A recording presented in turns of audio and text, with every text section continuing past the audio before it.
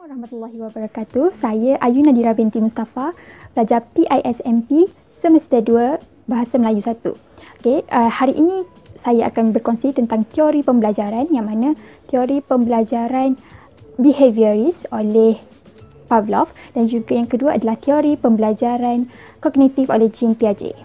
Teori pembelajaran oleh Pavlov dihasilkan melalui eksperimen pengeluaran air liur seekor anjing, dan dia jalankan eksperimen ini dan mendapat hasil daripada proses pembelajaran yang berlaku, iaitu perkaitan antara rangsangan dan juga gerak balas, di mana rangsangan yang dihasilkan adalah berkait dengan bunyi loceng, dan juga gerak balas yang akan berlaku adalah air liur anjing itu.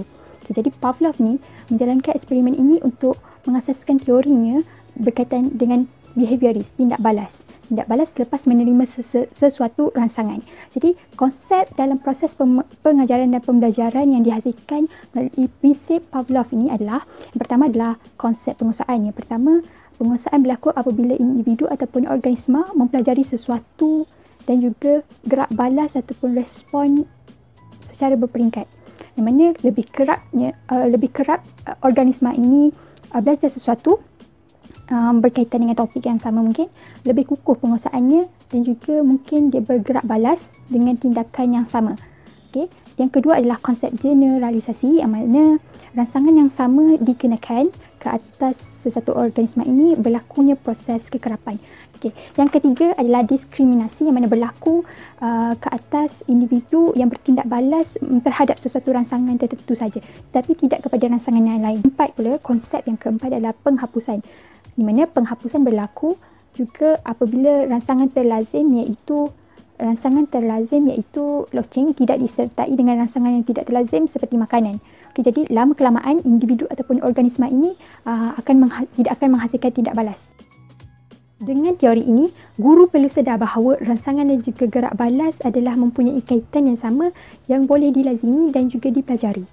Kaitan antara rangsangan dan juga gerak balas dapat diperkukuhkan melalui latihan. Jadi apabila guru-guru, contoh situasi saya beri adalah apabila guru memberi pujian iaitu sebagai rangsangan, setiap kali murid menyiapkan kerja sekolahnya, maka gerak balas ataupun tindakan untuk menyiapkan kerja sekolah itu mungkin akan berterusan. Yang kedua adalah teori pembelajaran kognitif oleh Jean Piaget.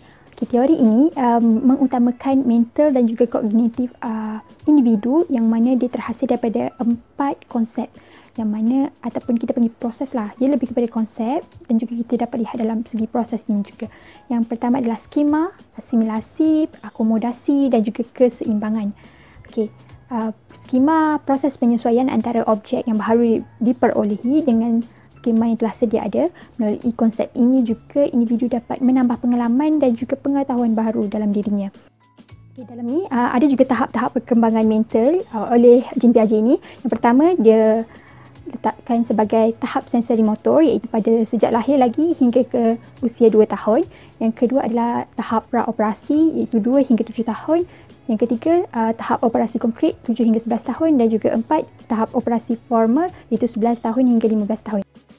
Jadi saya harap subjek murid dan pembelajaran ini dapat membantu kita untuk menghadapi situasi sebenar di sekolah nanti.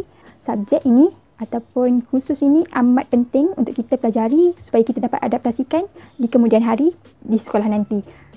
Sekian, terima kasih.